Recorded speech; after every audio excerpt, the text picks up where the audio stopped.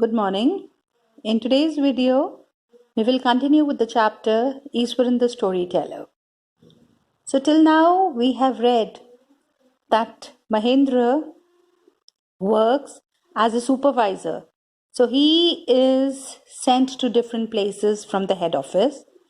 That is sometimes to the coal mining area, sometimes to the railway bridge construction site, and sometimes to the chemical plant.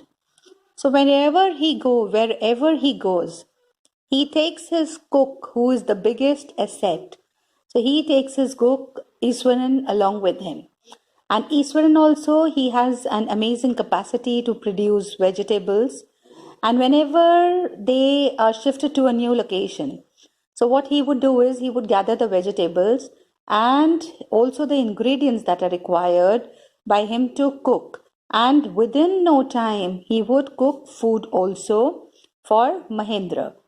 And then we did read that he used to clean the house, he used to wash his clothes, and then like he was completely helping Mahendra. So now today we will start with the last paragraph on page number 13. So let's start. His own descriptions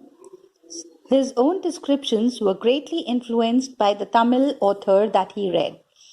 When he was narrating even the smallest of incidents, he would try to work in suspense and a surprise ending into the account. For example, instead of saying that he had come across an uprooted tree on the highway, he would say, with eyebrows suitably arched and hands held out in a dramatic gesture, "The road was deserted, and I was all alone.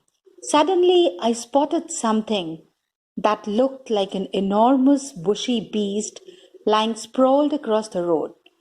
I was half inclined to turn and go back, but as I came closer, I saw that it was a fallen tree with its dry branches spread out. Mahendra would stretch himself back in his canvas chair and listen to Iswaran's tales uncritically. So now in this, what is given here is that Iswaran, he was a great storyteller, as we come to know from Mahendra. And what he used to do is when Mahendra, he used to go to his work. So that was the time, like he used to, before dozing off, he used to read the stories. And then, like as Ishwaran, he read stories with detailed descriptions. So he narrated those stories in the same way only. So Mahendra, he recollects that even if he had to narrate a small incident, so he would do it with a lot of suspense and surprise, which made it very interesting for the listeners. So, like he now gives an example. So he says that if he was walking down the highway and he came across a tree that was broken and had fallen on the road. So what Iswaran used to do is, he would use his facial expressions and bodily gestures to narrate it. So what he would do is he would say that the road was empty and he was all alone. So when he said this, that it was empty and he was all alone. So the moment he said this, so this created a suspense in the listener's mind. Then he would say that he saw a huge beast was lying across the road. So, and then like the people, the listener were quite curious to know what had happened. So when he reached, he would say that he walked ahead and his mind was telling him to turn and go back. But when he reached closer, he saw that there was a tree that had fallen and was lying on the road. And the branches of the tree, they were spread out like a huge beast.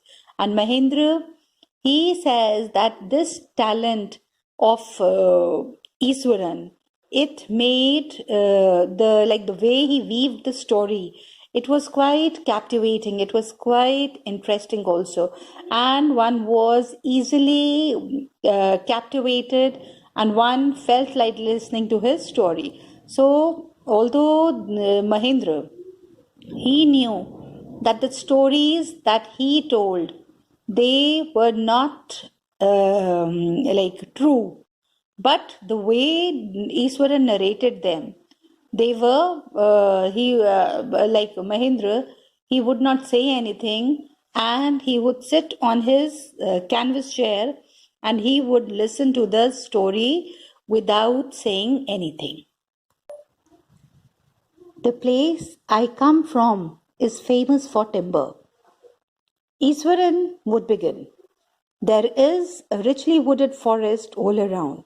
The logs are hauled onto the lorries by elephants. Hauled means transported. There are huge well-fed beasts. When they turn wild, even the most experienced Mahavat is not able to control them. After this prologue is an introductory speech. Pro means before. So before the speech, the introductory speech, Iswaran would launch into an elaborate anecdote. Anecdote is humorous incident involving the elephant. So Mahendra, now he recollects another story as told by Iswaran. So Iswaran said that his native village was surrounded by huge forest where there were a lot of trees. And he said that when these huge logs of timber, they were to be sold for the commercial purpose, then it was transported onto the vehicles by the elephants. And then after that he says, when they turn wild, even the most experienced Mahout is not able to control them. So now Mahout is a elephant keeper. So now what he says is, when the huge elephants, they become mad, so then when they become out of control, then their keeper is also not able to tame them. So introductory session was followed by a detailed story involving an elephant. One day, a tusker escaped from the timber yard and began to roam about, stamping on bushes, tearing up wild creepers and breaking branches at will.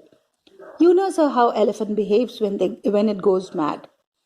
Iswaran would get so caught up in the excitement of his own story that he would get up from the floor and jump about, stamping his feet in emulation of the mad elephant.